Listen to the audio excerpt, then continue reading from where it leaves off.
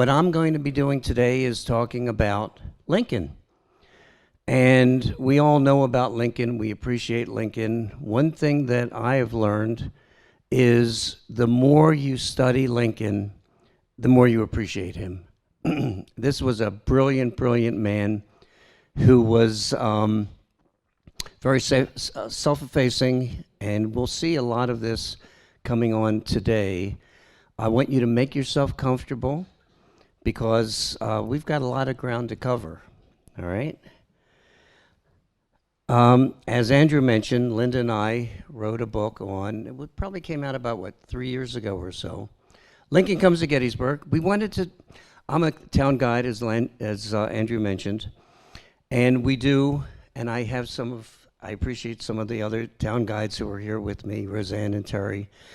We do Lincoln tours, but I wanted to learn more about Lincoln and his 25 hours here. And so, as I always do, whenever I do research for myself, I always say, well, why don't I share it with other people? And so what you're getting is half of the book. And that book, the book starts off with the actual formation of the cemetery. Has anyone read the book or looked at the book? Okay. And you admit it too, right?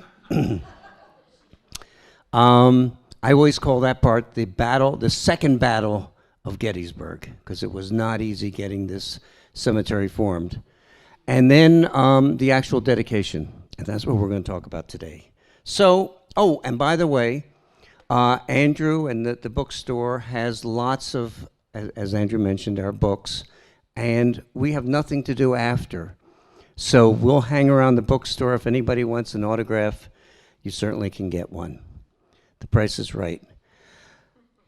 All right, I like to start off with the big daddy of them all, or the big mama of them all, and that's Arlington.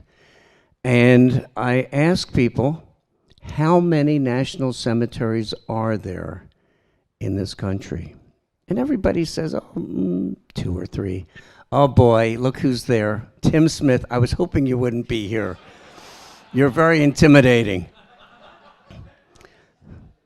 How many national cemeteries do you think there are in this country? Throw out a figure, please. Actually, 164. And most people don't realize that there are so many national cemeteries. Now, this one actually forms before Arlington, and it is, we call it now a national cemetery because it is a national cemetery. It's administered by the National Park Service, as are several others. But back then, when it was formed, the federal government had no role to play at all. The state of Pennsylvania is going to buy the land, and those states that lost young men during the battle, 18 of them, will chip in and pay for moving the bodies, for the memorials, etc. And the reason why this all comes about, and I don't have to explain it to you, you all know this, but when you have almost 8,000 bodies littering the battlefield, and you know that there is not enough time to bury these men as they should be buried, they're going to be in long, shallow trenches. There's a strong feeling that these men deserved a whole lot better. And so the idea for the National Cemetery is born. So I'm going to jump right into the actual dedication ceremony. How many of you have ever heard of Ward Layman? I had never heard of Ward Layman. You're better than I am. Ward Layman is an attorney, was an attorney, that was one of Lincoln's best friends. And David Wills, who I showed you before, we've all been to his house or by his house, is going to play a major role in the formation of the cemetery. He is Pennsylvania's agent, plays a major role with the others in helping people identify what happened to their loved ones. Governor Curtin is Pennsylvania's governor. He will readily embrace the idea for a national cemetery and will volunteer to buy the land for the national cemetery. The state's federal government did not pay for the actual land. David Wells is very busy being an agent. He doesn't have the time to put into designing what the dedication should look like, getting it off the ground. And so he's going to bring in Ward Layman. Ward Layman is, as I mentioned, one of Lincoln's good friends. They used to ride the circuit together in Illinois. Not only is he one of Lincoln's best friends, but he's also a meticulous planner, and you need both of those. Why the first one? The organizers would like this to become the event of the century, that people from all over will come to Gettysburg to participate in the dedication ceremony, and who better than his best friend, who might just encourage Lincoln to come. Well, you're probably wondering, well, you probably may already know this, but I'm going to talk a lot about some of the questions and some of the mysteries relating to the actual dedication. Why November? Why November 19th, 1863? What happens on some Novembers, toward the end of late November? Is it going to be balmy and warm, even with global warming? No, it's going to be hot. It's going to be cold. Could we get some snow, maybe? A little bit of snow? Yes, indeed. Not a great time to have a dedication. But the thinking is that we being the committee that is, that's developing this whole idea of a dedication, they want a speaker who will bring an audience. And they're going to go after the world-renowned orator, Edward Everett. Now, we don't really understand today how important an orator was back then. But in the era where there was no television, there was no radio, when you went to a major event, or any kind of event, there was an orator. And you expected that orator not to talk for an hour, but to talk for a long period of time, maybe as long as 2 hours. They want this man. This man is probably in the who's who of orators. He was the governor of Massachusetts, president of Harvard University. He was senator and congressman from Massachusetts. He was Secretary of State. He was ambassador to Great Britain. I mean, this is a man who everybody knew, and if we can get him here, that's going to bring people in, and it's going to really make this a special, special event. And he says, I'd love to do this, but I can't do it when you want me to do it. And that is sometime in, they're thinking about this in August, but thinking about it sometime in September or October. Can't happen. But I can do it in November. What would you do? Well, they crossed their fingers, and they said, we're hoping that the weather will be good, but we're going to bring this guy in. And that's the reason why it's so late. Now, I always ask this question. I already screwed it up. The problem is there has never been a dedication of a national cemetery. There's no models. So what do? Well, they're going to look at other cemeteries, private cemeteries, municipal cemeteries. What are some of the components that they have besides an orator? They got the orator. Well, music, right? The Marine Band. Why would they pick the Marine Band? Well, guess who Abraham Lincoln's favorite band is? The Marine Band. Maybe that'll help encourage him to come. Now, you may not have heard of the Adolph Birchfield Band. Right on the tip of your tongue, right? This is the Governor Curtin's favorite band. They're out of Philadelphia. And it's a thank you to the governor for his support of this project. What else do you want to have as part of the dedication ceremonies? We got the orator, and by the way, it's not just these two. There's some artillery bands, there's some glee clubs, and there's some impromptu bands that are also going to arrive. But these are the two major ones. What else would you expect to be part of a ceremony if you're coming to Gettysburg for a dedication? Right, prayers, right? How many of you have ever heard of Stockton, Reverend Stockton? I never did. But if you lived around then, you knew who he was. Theodore Stockton was the chaplain of the House of Representatives. They're going to ask him to come to give the invocation. Reverend Henry Balger, that name should sound familiar. He's the president of Pennsylvania College, Gettysburg College today. It's a tip of the hat. It's a thank you to those and a recognition to those civilians who suffered in Gettysburg. He's going to do the benediction. So we've got the program. That's great.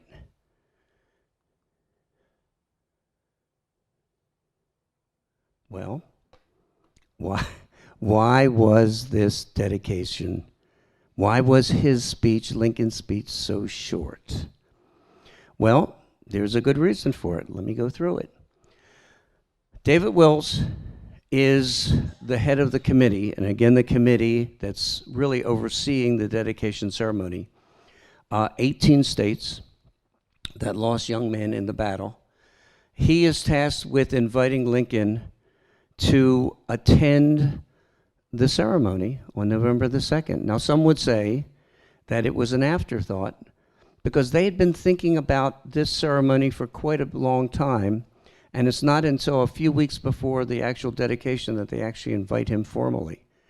There's some thinking that perhaps Governor Curtin had brought up the idea to Lincoln in a face-to-face meeting, and this was an opportunity for David Wills to formalize that invitation. But he's going to invite Lincoln to attend it on November 2nd, and the surprise.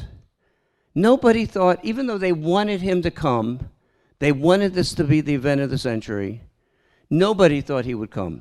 As we're going to see, it is very difficult to get from Washington to Gettysburg. And also the president's very busy. You know, right now, we're very, very seldom do you ever see the president, it seems, in Washington. They always seem to be out and about because it's easy. But back then, it was very, very difficult to get anywhere outside of Washington. The surprise is, when Lincoln gets this invitation, he says, yeah, I think I might want to come. Well, interesting. Commissioner Clark Carr, he is the representative, the commissioner from Illinois. He's a personal friend of Abraham Lincoln. And he says to the group that's overseeing this, the planning, let Lincoln speak. Now, wouldn't you expect that to be typical? Wouldn't you expect that to be normal, that you would want the president to speak? Well, not everybody did. There were some, and they're not just Democrats. Remember, Lincoln is a Republican, but some thought, like David Wills, who's a strong Republican, who said, you know, this ceremony is going to be very, very long. Do we want to have another speech? But there were others who said, Lincoln has never done anything like this before. He doesn't know what to say. He won't know what to do. And what did he usually do? How did he get a point across? He would tell stories. He would tell jokes sometimes. And some of those jokes and some of those stories, as you know, were off color. And they said, imagine he gets up at this very solemn occasion and he starts cracking jokes or off-color stories. No, he shouldn't speak at all. The Republicans or others on the committee, like Mr. Carr, said, let him speak as long as he wants. He's the president. If he wants to speak for 2 hours, let him go. And they're going to go back and forth and back and forth. And finally, the compromise. And the compromise is that we're going to invite him to speak, but we're going to ask him to only say a few appropriate remarks. They asked him to keep it short. And they're going to ask him, as you can see, on November 14th. Now, you're president. You've been elected by the people. You're schlepping all the way to Gettysburg from Washington. As we're going to see, it's not easy. Are you going to listen to these people who they have no power? I don't know if I would. I think I would talk as long as I want because I'm the president. I think they did him a big favor, though, because if it was much, much longer, do you think it would have had the power that this short, under 300 word speech has? Probably not. But that's why it's so short. It was the compromise, and he respected their wishes to make it a few appropriate remarks. In the Library of Congress, we actually have both of David Wills's invitations. He actually invited him, he sent him 2 invitations. One is on the left, we'd like you to come. And the one on the right, if you do come, you can spend the night in my house. What a deal. Well, will Lincoln attend? Oh, that's a question mark. As I mentioned, presidents don't oftentimes leave Washington. Now, Lincoln had left a couple times before during the Antietam campaign, during McClellan's Peninsula campaign, he did leave. And he says to Mary, now you can imagine Mary Todd is not really happy. And I'm glad you're going to be airing Lincoln. It's a great movie. If you haven't seen it, you really need to. And if you have seen it, like maybe Linda and I will come back because it's a wonderful movie. But you know that their relationship is fraught with difficulty. She tends to be a little bit emotional.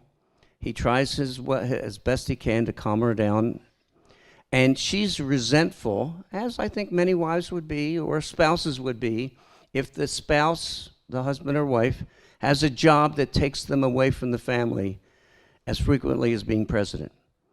And so what happens is he says to Mary, hey, why don't we all come to Gettysburg together? You know, come with me, Mary, we'll bring little Tad with us, and we'll make it a family affair. And she's thinking, yeah, that might be a good idea. Well, here's the problem. He's got another roadblock. And so the question I have, because I like to ask questions, how many children did Lincoln have during his lifetime? How many? 4. All boys. How many children were still alive in 1863? 2, right. So this is his second child, right there. That's Edward. He's going to die around 1850. Not even 4 years old. They think of cancer. And here's a photograph, or an artist's representation of Lincoln, Robert, his oldest, Mary Todd, obviously, and that's Tad. And when you watch the movie Lincoln, you know that relationship he has with Tad is very, very close. But who's on the wall? Willie. Willie died the year before of typhoid fever. So he's lost 2 children. His teenager died the year before. And you're deciding if you want to come to Gettysburg. Are you coming?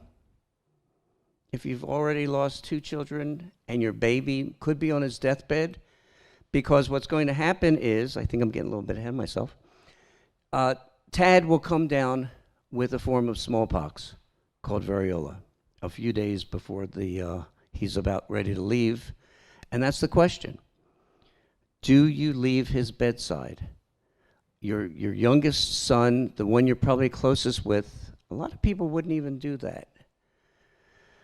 We know that Governor Curtin, now Pennsylvania at the time is the largest Republican state in the Union. It had been New York, but it went Democratic with the election of Governor Seymour. He's going to visit on the 14th, and we think that he was encouraging Lincoln to come. We think that Lincoln was probably thinking about coming as early as the 15th. We're not certain. It was never really written down. He never kept a diary. And as we'll see, planning begins on the 16th, and here it is. Tad is going to become ill on the 17th. And that's going to put a wrench in the works at that point.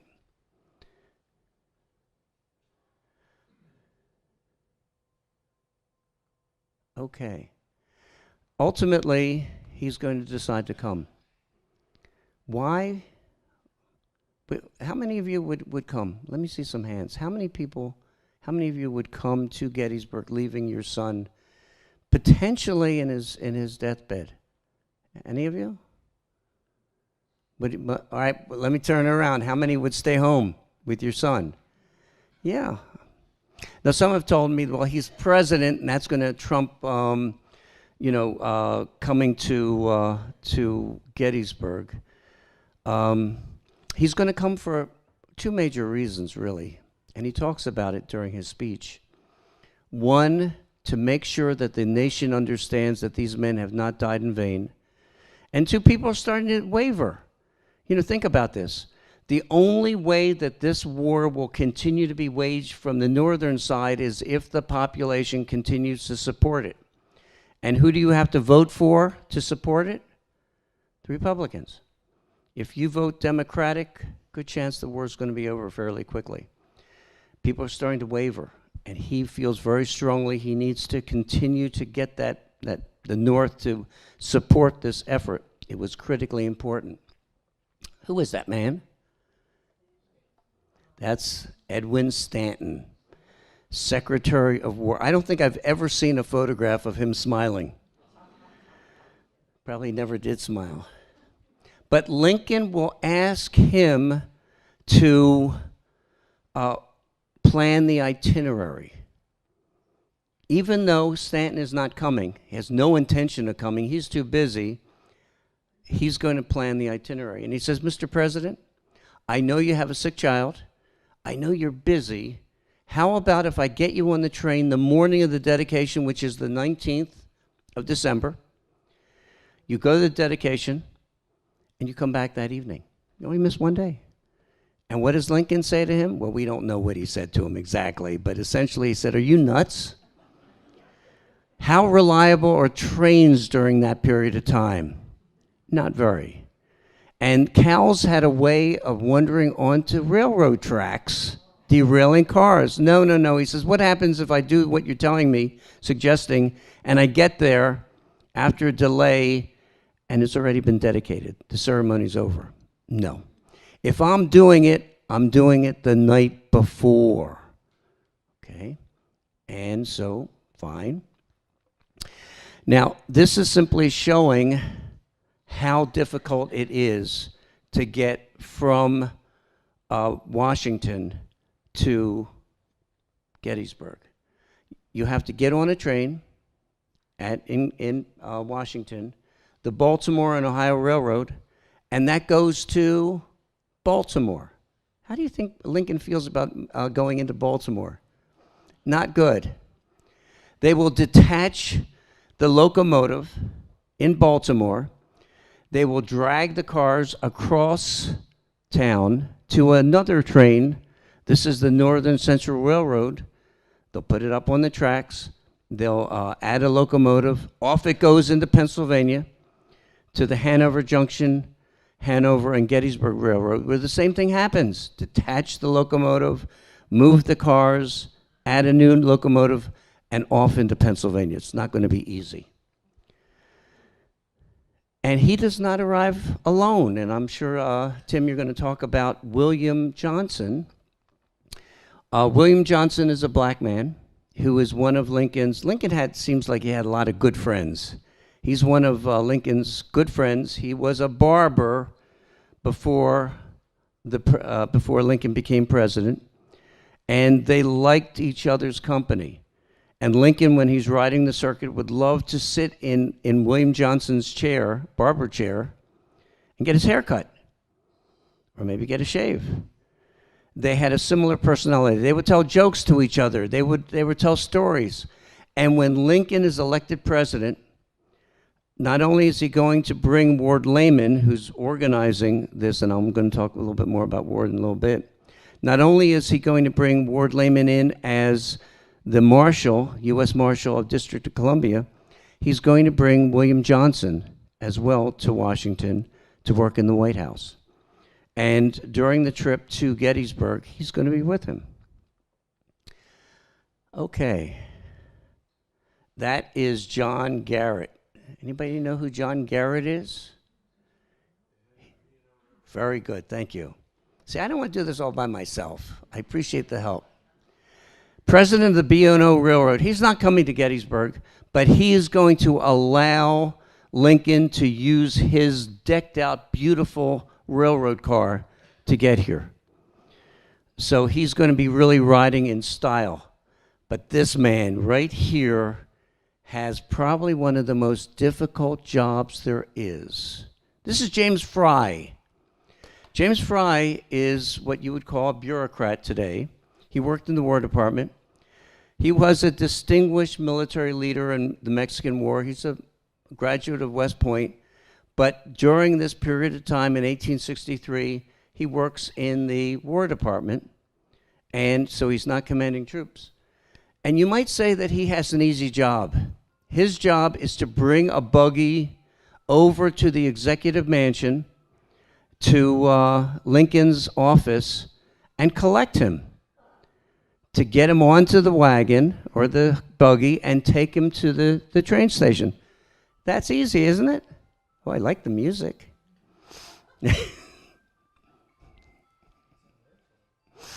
Somebody's phone is ringing. Now, there it goes. Hello?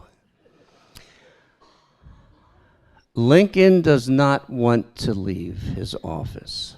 He's busy.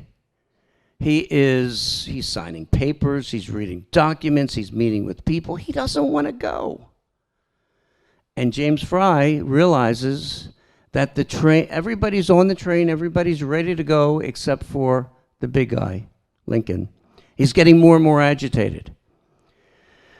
And now there's again different perspectives on this. Some say that Lincoln smiled and invited him into his office. I think Lincoln probably got a little bit more agitated because he's pacing back in front of Lincoln's office. He says, "Get in here, sit down, I got to tell you a story." And he tells him one of his patented stories. And that is, there was a man on his way to the gallows. You may have heard the story. He's sitting on his own coffin, and townspeople are running past using their elbows to get up so they can get a front row seat to see this guy hang. And the convicted man, who's about ready to die, yells out to them, "What's your hurry? They're not going to start without me." James Fry got the picture. Eventually, he agrees to get onto the buggy. They take him to the railroad, and everything is moving along well. Eventually gets to Hanover Junction, and eventually reaches Gettysburg. And it's really nice to see that railroad station. When they were knocking down, and I know the guides know this, when they were knocking down what was the Washington Hotel across the street, it became a bus terminal. In the 1920s, it was all dilapidated. They were going to knock it down. And one of the newspaper articles said, "Wouldn't it be nice if they also knocked down that dilapidated railroad station across the street?" Fortunately, they did not. So he's going to come into Gettysburg probably between 6 and 6:30, and is going to walk up Carlisle Street, and he's going to be heading to the Wills house. Now, I think Tim and I, we may have a little bit of overlap, although you're going to talk more about first-person accounts, right? Okay, I'm not going to do a lot of that. Most of the cabinet is too busy. They're not coming. The only cabinet members that will accompany him to Gettysburg are these three. William Seward, who was an adversary, political adversary, became one of his best confidants, will definitely be on the train with him. Montgomery Blair, what state is he from? The Blair family? Pennsylvania, very influential. And John Usher, who you may or may not have heard of, from the Department of the Interior. They will join the president here. Now, we don't know exactly how many people came. Some have estimated under 10,000. Some have said more than 10,000. I mean, think about this. You're organizing an event. Can you imagine 10,000, 15,000 people coming from all over? You'd probably say that's quite a success. Here are just some of the quotes. I love that one from the Adams County Sentinel. Every available space on the principal streets was occupied. All was hubbub and confusion. The whole population is coming over. I mean, this was a big event. And he's going to head over to the Wills house, where he'll be greeted by David. Actually, David Wills is going to meet him at the train. Jenny, or Catherine Smizer Wills, she has 3 children, and she's pregnant with a 4th, and she will be the hostess. She will be responsible for preparing dinner for not only Lincoln, but over 30 other people will be dining that evening on the 18th. Lincoln's bedroom, he'll go up, probably washes his hands and face, probably uses the chamber pot. And what do you want to do at about 7 o'clock? You want to come home you want to go down for supper, right? And he will go down for supper. Now, I want you to imagine you came to Gettysburg. You have never seen the president before, and you want to see him. And not only do you want to see him, you want to hear him. So what do? You're going to agitate. You're going to either knock on the window of the Wills house. You're going to call out. Now, during this time, he's being serenaded by other, I'll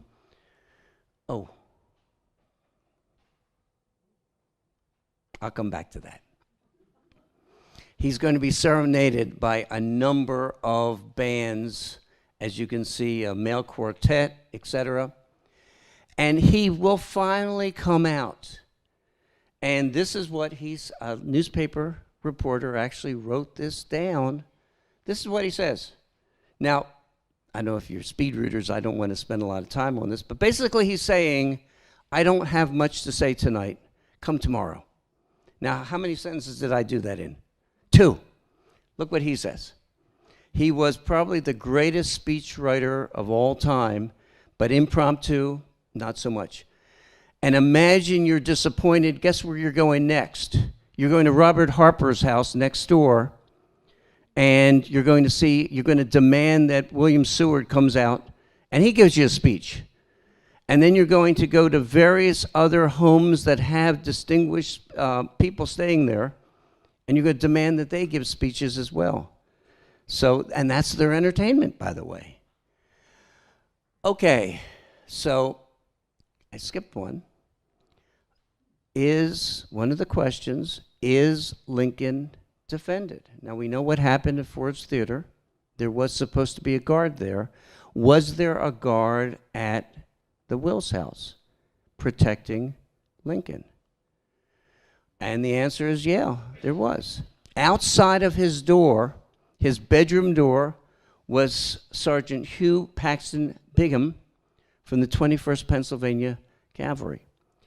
And fortunately, he left a memoir where we know a lot of what happened that evening. For instance, there's going to be a telegram delivered to Lincoln's bedroom telling him that Tad is feeling better. And Lincoln is so relieved, he comes out and actually tells Bingham that my son's feeling better. His brother, Rush, is standing by the front door. We're not talking about a whole group of defenders, but he is going to be defended, and at that time, that was good enough. Okay. So these are his remarks. This is how it's been characterized. He said nothing, but he said it very well. John Hay, you would expect John Hay would be kind to his boss. The president said a half dozen words meaning nothing and went in. And we're going to see, and Tim might just talk a little bit tomorrow about John Hay, has diary entries, and you have to question the validity of these. We saw that he didn't speak a few words. He spoke quite a few words. Where does he write the Gettysburg Address? Age-old question, right? Well, we know it. But now I'm old, but I'm not that old. Where did he write the Gettysburg Address? Help me out here. Yeah, you heard the story. Well,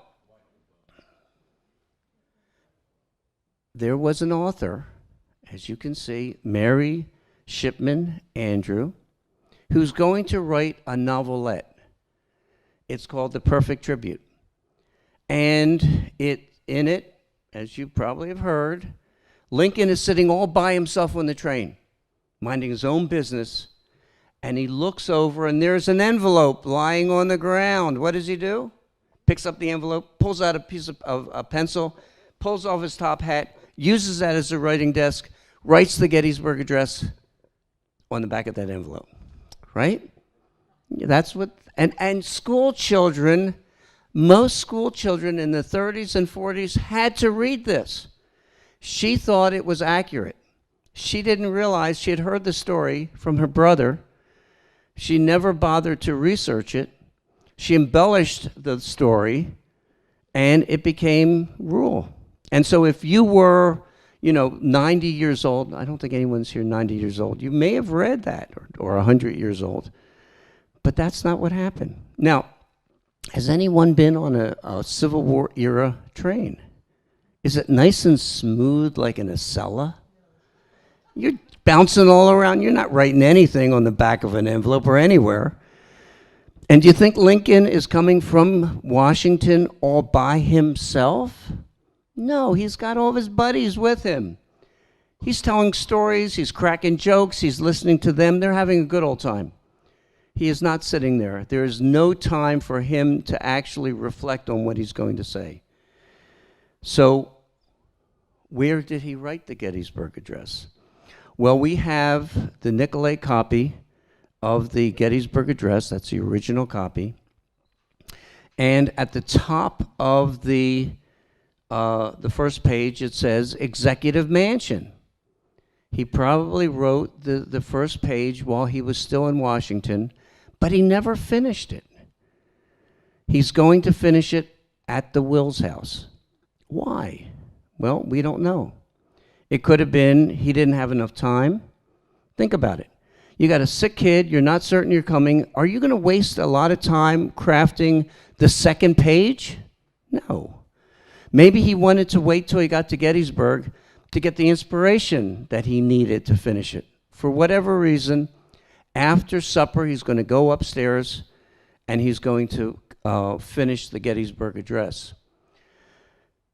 Now, how many of us when we were kids did a book report or something that we had to turn in and we wanted to go to our mom, usually our mom, not usually our dad, and we wanted to read it to him or her, right? Well, he's going to do the same thing.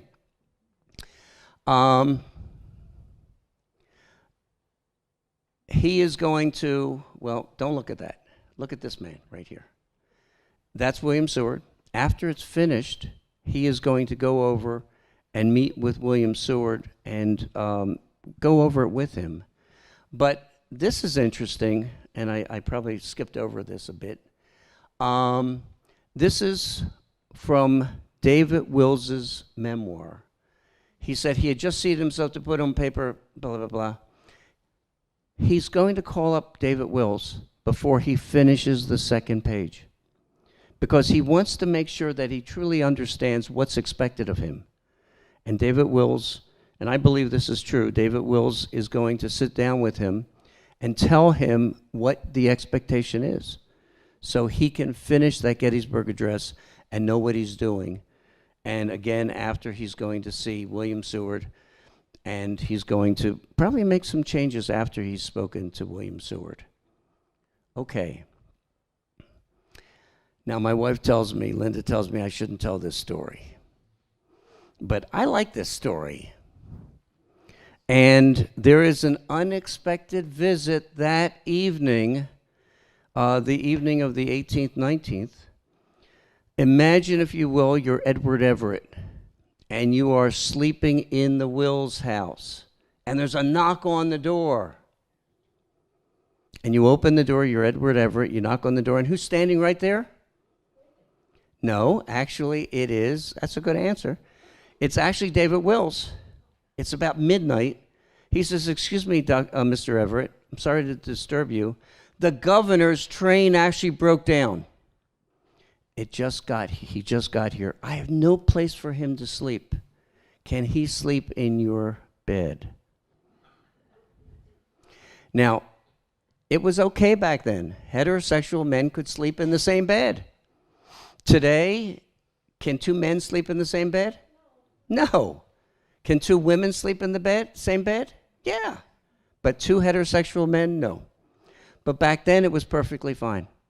And David Wills is going to say, Mr. Everett, can the governor sleep with you? And what does Edward Everett say? No. Which probably very disappointed, I can imagine, David Wills greatly. Now, well, why did he do that? Was he being rude? No, I don't think so. When this is showing you the crowd at the Gettysburg dedication, and you see this rise right here. That is that's the platform, the speaker's platform.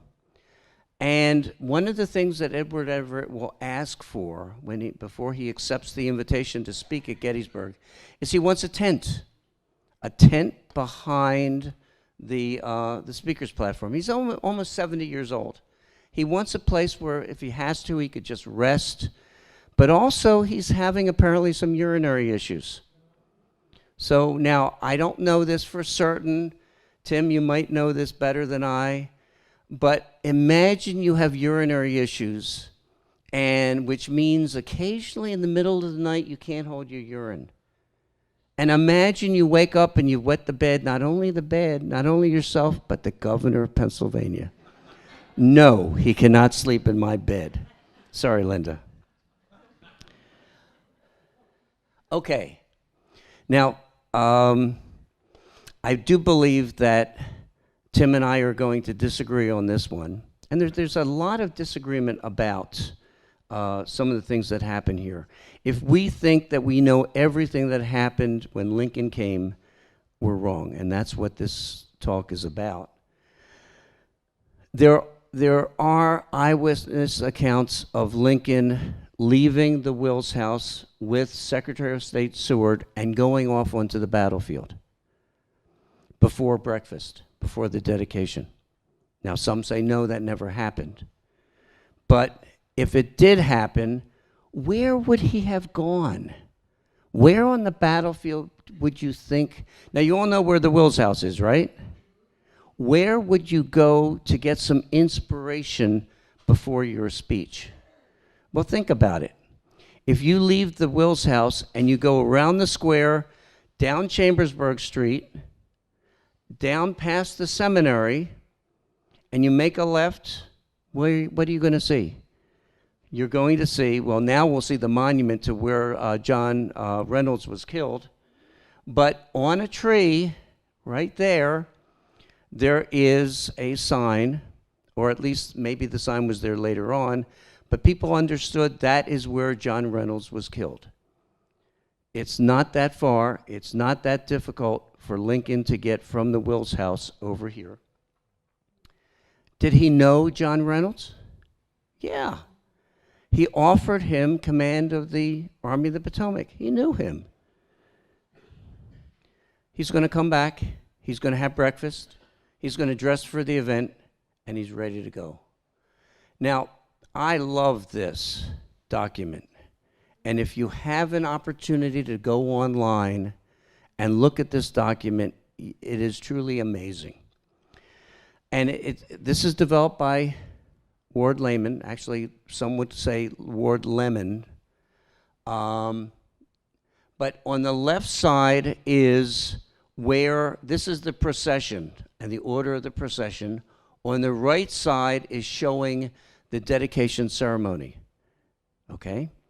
Now, I want you to imagine you came from all over, wherever, Pittsburgh or Cleveland, Ohio, to see this event. And you want to see the president.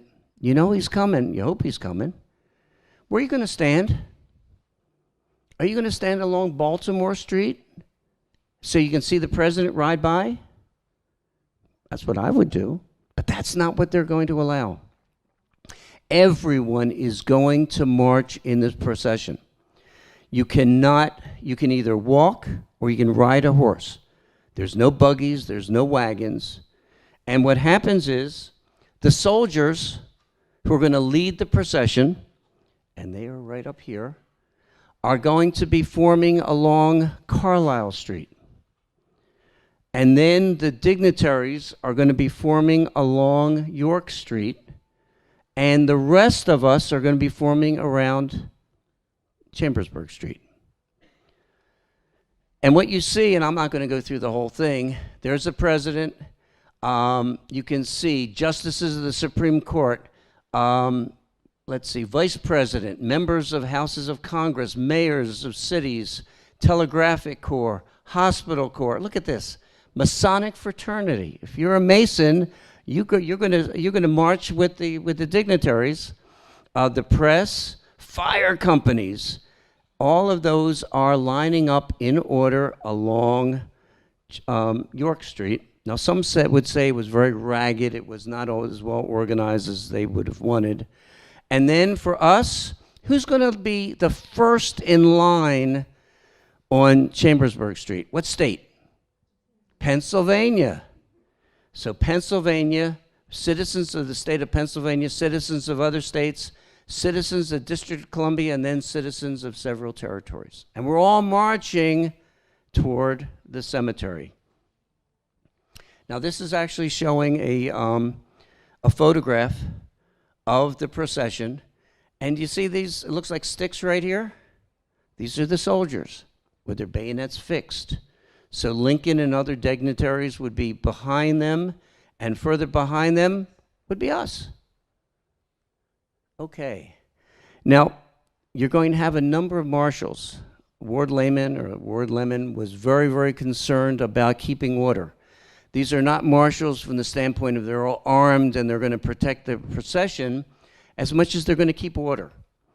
And they will have a certain characteristic. The main things I want to point out is they have this sash, as you can see, over their right shoulder. They're going to be wearing a frock coat. You can see a couple over here and here. They're going to be wearing gloves, etc. And they're all going to be on horseback, trying to keep order. Now, what kind of horse did Lincoln ride? And we're not certain, because there are some civilians and some accounts that say it was the smallest horse you'll ever see. That Lincoln's feet literally touched the ground, or almost touched the ground, that he looked ridiculous. Well, what party might be saying that? Democrats.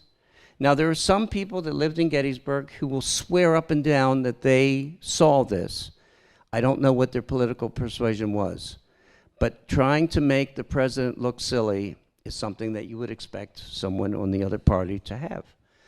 And they said, you know what? He doesn't know how to ride a horse. So look, if he falls off, and he's going to fall off, he's not going to get hurt because he's going to be so close to the ground. Did Lincoln know how to ride a horse? Of course, yes. Others say, look at the size of that horse. The biggest, blackest steed they've ever seen. Probably Republicans were saying this.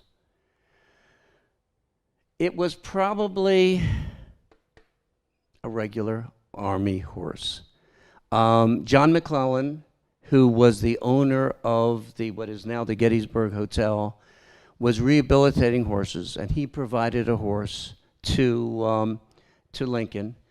Harvey Sweeney says he was mounted on a beautiful bay charger. Not a giant horse, not a little horse, but it's a mystery exactly what kind of horse he was riding, because there are so many conflicting accounts. What was his affect? So we're going to see that Lincoln was not exuberant. He was not excited to be here. He was very solemn. He was very depressed while he was here. You can see some of the quotes of people who were here. I'm not going to spend time here because I think Tim's going to talk more about this. But he's going to, you can see him right here, he's acknowledging the people around him, but they will see that he is very depressed. He's very towering over him, very, very depressed. Okay. Now, oh, okay. And so here are some illustrations. Here's Lincoln here. This is the speaker's platform. Here he is over here. You can see him. Does he look happy? No. Is he wearing his top hat? No. Here he is in living color, as you can see right over there. And even closer. Now, one thing that I think is interesting is, do you remember Andrew Curtin, what he looked like? He tells Lincoln that I'm going to be there at the ceremony, and here he is. Does that look like Andrew Curtin with his son? Yeah, sure. Interesting. Okay. One of the controversies is where that speaker's platform was. Tim, are you going to go through this tomorrow? Okay. We know that it was built to hold at least 30 people on the platform. There are many, many accounts of where it was, and it's difficult. So, for instance, when we all know that monument right in the middle of the National Cemetery, when its cornerstone was being laid, reporters will say it was the same place where the speaker's platform was, right toward the middle of the National Cemetery, where they're burying the dead. Well, are you really going to want to put the speaker's platform and people tromping on where people are buried? Probably not. The representative from Wisconsin, W. Yates Selleck, and another historian will say that it was actually toward the north of where the graves were. Still in the cemetery, but to the north of it. You have Kathy George, who was a historian, part of the National Park Service, very distinguished historian. She's going to do some examination of photographs. There's the gatehouse, the Evergreen Gatehouse, and she believes that it is in the Evergreen Cemetery. And for years, that's what we all thought. It's in the Evergreen Cemetery, around where the Jenny Wade grave is. And then most recently, you have a faculty member, Christopher Oakley. You've probably heard, you've probably seen his analysis. He worked for Disney. He's using some techniques. And his feeling is that it actually straddles the fence between the two cemeteries. He's using triangulation approaches. I could spend the whole time on this. We're not going to. But this is an artist's representation, showing that he believes, there's that tent, by the way, but here's that fence. Here is the Evergreen Cemetery. And where the front is where Lincoln would be giving his Gettysburg address, right there. No podium. We all agree there was a table. There he is, holding his speech. And there is, does everybody know Leon Reed? Leon's not here, is he? Who's a very effective reporter, and that's Chris Oakley. And this is apparently where he believes that speaker's platform was. And probably in a few more years, someone else will come out with a new idea as to where it was. We're not certain. Okay. Let me ask you a question. He's droning on for 2 hours. This is Edward Everett. You got music, you got prayers, you got Lincoln with a little speech. What are you doing? Are you going to be sitting or standing right in front watching everything that goes on? Yeah, I couldn't. I'd probably be taking a nap, or taking lunch or talking with my buddies. Okay. So these are some characteristics, as I was indicating, of Lincoln, what he looked like, his affect while he was up on that stage. Face was very sad, thoughtful, kindly, careworn face, deep sincerity, seemed to carry the nation's burdens in his heart. One of the question marks is, did Lincoln read his remarks? And there's a question about that, because depending on what account you read, they're all going to vary. There are some who would say that he read every line. There are some who will say that he memorized the whole thing. Now, let me ask you a question. When did he finish that second page? The night before? In fact, he's probably tinkering with it in the morning. Could you have memorized that second page? But some would say that he had a near photographic memory. I don't think he actually memorized the whole thing. Some say he held it in two hands, his speech. Some say he rocked back and forth. Some say he gestured, some said he did not. Some said he gestured only at the very end of his speech. We don't know. And that's sad, because photographers were beginning to set up their cameras as he began speaking, but it was so short, by the time he was finished, they hadn't set up. So we don't have a photograph of him. But these are artist representations. We know that when he stands up, he's going to take out of one pocket his spectacles, his reading glasses. Out of another pocket will be his speech. Do you see any reading glasses there? No. You see speech? No speech? No reading glasses? But I mean, it's interesting to see the different artist representations. I like this one. That's dramatic. Or if in front of the library, public library in Gettysburg, what's he doing? No, I don't think so. Okay.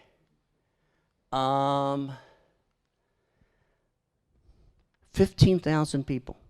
No microphone, no megaphone. Do you think everybody heard his speech? Probably not. In fact, we have two representations from reporters. New York Times, it was so quiet, he said, that people, so quiet were the people that every word uttered by the orator of the day must have been heard by all. So he says everybody can hear it. The reporter from the Indianapolis Daily Journal says, I couldn't hear a word. I think it depended on where you were. If you're up to the front, you're going to hear it. If you're further toward the back, you're not going to hear a word of it. Now, we know that there were reporters up on stage taking down every word that he uttered. And if you couldn't get to Gettysburg, you could read about it, his address, in your local newspaper. And you can compare his notes with what is published in the local newspapers. And they're identical, except for two words. He ad-libbed two words. Anybody? That's right. Under God, he added. Was not part of his original speech. And he's going to actually write four more of these, transcribe four of these other copies of the Gettysburg Address. The first couple, nothing, but it's the last two he actually starts adding under God. Now, another mystery. Did people applaud? What do you think? How many of you would say that people would applaud the president's speech as he's up there? Let me see some hands. Okay. How many would say, it's a funeral? You don't clap unless you don't like the person. You can clap then. How many would say that there'd be no clapping at all? Well, there were people like John Hay, his aide in the front row, who said not one person clapped. But watch. This is the newspaper reporter's representation of what they heard. And it's perfect. And look at this.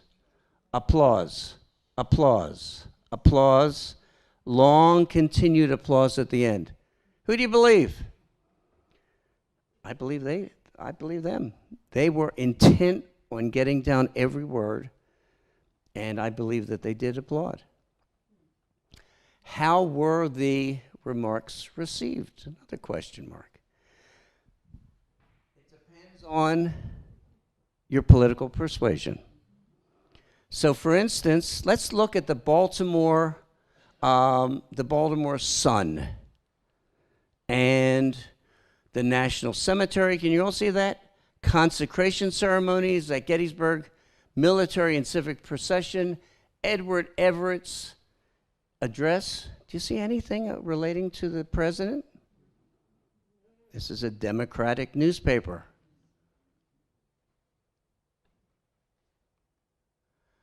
Oh, wait a minute, did I go the wrong way?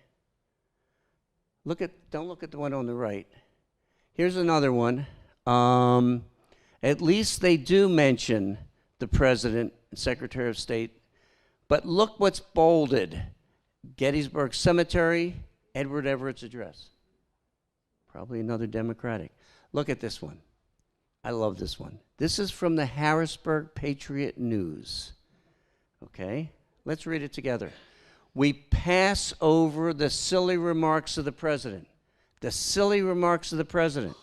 For the credit of the nation, we are willing that the veil of oblivion shall be dropped over them, and that they shall be no more repeated or thought of. That's harsh. So they're saying it's so horrible, we're not even going to publish them. Now, the interesting thing is, during the 150th anniversary of the Gettysburg Address, guess what the Harrisburg paper did? They wrote a retraction. It's true. It was a good speech after all. We were a little confused. Okay. Was Lincoln ill? Another question mark. Well, it was very interesting that Lincoln is going to catch smallpox from his son. And it was a deep secret that was kept by those in the White House. When he returned to the White House, he was bedridden for at least 3 weeks. He almost died. He didn't have a simple case, a mild case. He had a full-blown case of smallpox and almost dies. And they didn't want to tell the nation because it would have destabilized the nation. But when you are getting smallpox, and hopefully we're never going to experience it, keep those vaccines coming, is, you think about the poxes, right? But that's not the first stage. The first stage is extreme fatigue. Well, Lincoln's feeling extreme fatigue while he's at Gettysburg. But what do you think he's thinking? You think he thinks he has smallpox? Did he sleep the night before? Probably not. He was exhausted from the train ride. I think he thought that he just needs some more sleep. Later, that's what you're going to get if you have smallpox. As I mentioned, in bed for 3 weeks. And who's going to care for him? William Johnson. Remember the black man that he brought to Washington. And how does he thank William Johnson, who's going to take care of him? Certainly he'll have, health physicians, but someone has to, feed him and bring him food and water, etc. Well, that's his thank you. He will give William Johnson a full-blown case of smallpox. Whereas Lincoln recuperates, William Johnson does not, and will die, and is going to be buried in Arlington National Cemetery. Lincoln ensures that. Imagine how Lincoln must feel. He's got the weight of all of these hundreds of thousands of young men who have been killed and maimed, but he knows that he has directly killed his aide, his best friend. Can't even imagine. Okay, after the ceremony, who is that man? Well, it's 2:00 in the afternoon. What do you want to do? you want to go back to the Wills house. You want to get lunch, right? And then you want to meet and greet. Lincoln was very, very good at meeting and greeting people. And if we look at the Wills house, you all know the front door of the Wills house. It faces York Street. I want you to imagine a long line of people stretched down beyond the upper crust, and they're making their way toward the front door of the Wills house. And as they get up there, who's standing outside? President Abraham Lincoln. Now, you don't leave. You don't just turn around and walk down the steps. You go through the Wills house. You go through the Wills house's office, his own office. And you know the side door that's facing the square? Who's standing right there? The governor of Pennsylvania. You get to shake his hand as well. It's a 2-for-1. One of the questions that I always have is, if he's coming down with smallpox, and you know, you're very infective usually at the beginning, how many people do we know or think that was infected with smallpox that he's interacting with? We don't know. He's going to visit the Presbyterian Church.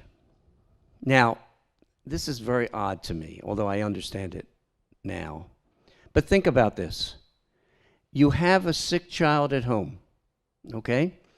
You are, you know he's feeling better. You also know you have an angry wife who's not going to be very pleasant when you get home. There's probably a frying pan there somewhere. Okay, you do the ceremony, you come back, and you have lunch, and okay, you're gonna do the meet and greet. I think I'm going home, right? He's not going home. He is going to go to the Presbyterian Church. Now, we all know where the Presbyterian Church is in Gettysburg, right? It's on right across from the library on High and Baltimore Street. It's not the same church, same foundation. They had to knock it down in the 1900s, and they rebuilt it. But he's going to go to that church. Now, is he Presbyterian? No. Is he Episcopalian? Is he Catholic? Is he Buddhist? Is he Jewish? No. He's not really into organized religion. But he's very spiritual. So you might say, oh, well, he wants to go and pray for those young men, right? Mm-mm. The state of Ohio has come in number to this dedication ceremony. The governor of Ohio, lieutenant governor, governor-elect, lots of congressmen, lots of people from Ohio have come to the dedication ceremony, and the governor rents the sanctuary of the Presbyterian Church. And he says to President Lincoln, this is the governor of Ohio, he says, President Lincoln, why don't you join us? Why don't you come to the dedication? Not the dedication, excuse me, our political rally. And what does Lincoln do? He says, on one hand, I've got a sick child at home who's feeling better, but who is it who helped me get elected president in 1860? Ohio. And who do I need next year? Ohio, during my re-election campaign. Where am I going? You're going to Ohio. You're going to that church. The heck with the kid. And as he goes, he says, you know what? I want to go with a national hero, John Burns. Now, John Burns is another one who I don't think has ever smiled.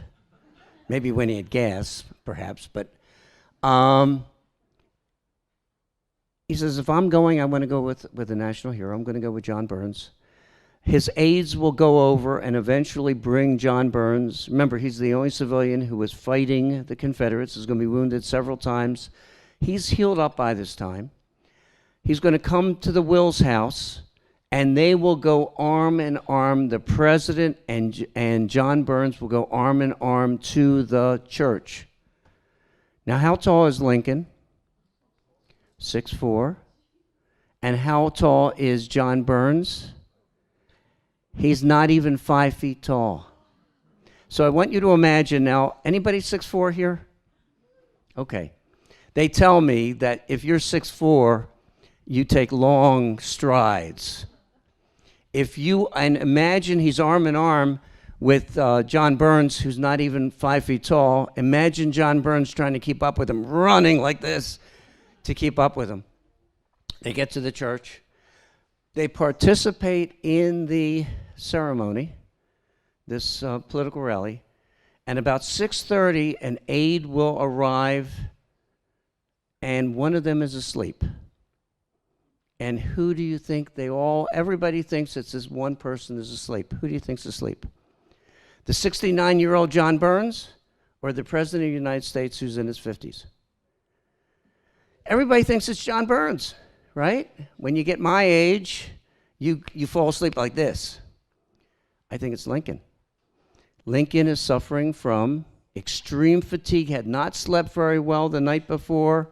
I think it was Lincoln who was sleeping. There's a tap on his shoulder about 6:30. Mr. Lincoln, your train is ready to depart. And what does he do after that? He's quite a mensch. He's not simply going to go back to the train. He first stops at the Wills house to thank Mr. and Mrs. Wills for their hospitality. And then he gets back on the train. He's going to get there after midnight. There's the church. Now that's the modern church. And that is the pew that he sat on. They've tried to place it about where it would have been. Okay, we're getting to the end. Yikes. Okay, have I put anybody to sleep yet? Okay, I'll talk fast. How did Lincoln feel about his speech? This could have been the greatest speech that any human being has ever uttered. What do you think? He thought it was horrible. He went to his death thinking that he did a horrible job in crafting the speech. Ward Lemon, that speech fell on the audience. This is what he says to Ward. That speech fell on the audience like a wet blanket. I'm distressed about it. I ought to have prepared it with more care. Another one of his friends, Wayne McVeigh, said, "You've made an immortal address, Mr. President." And Lincoln responds, "You don't say that, please." And McVeigh calls this inexplicable. And he believed that. He believed it was a horrible, horrible speech. Why do you think? Now, we don't know exactly. I'm going to think about it. This is what I think. What do you think? Well, I want you to imagine, nobody's sleeping. I appreciate that.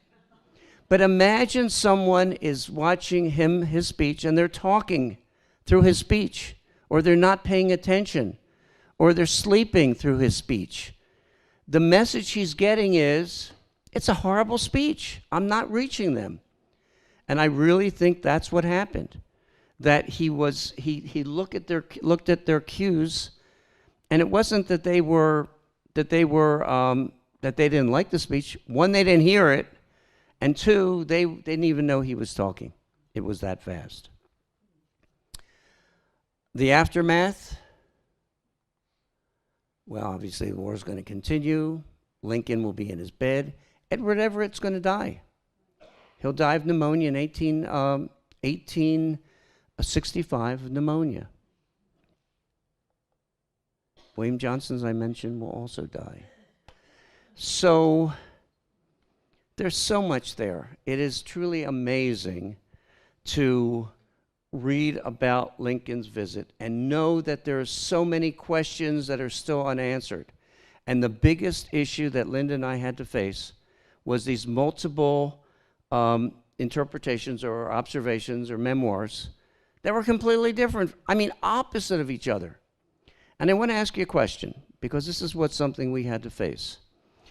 How do you feel about a memoir that is 40, 50, 60 years old? In other words, 60 years after the event, someone is writing about it as though it was yesterday. How do you feel about that? Would you give that a lot of credence? And I wouldn't. The human mind and the memory is very malleable. But people would write, and it was a seminal moment, there's no question about it, but they would write as though it was yesterday, with all of the details that you would say, okay. Now, how many of you can remember what you had for breakfast 2 days ago? Unless you eat the same breakfast every day. And yet they are talking as though, and writing as though it was like yesterday.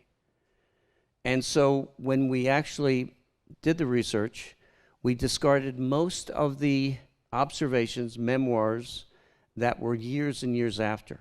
Because people read, they incorporate things into their memory bank, and insist that it happened. May not have happened.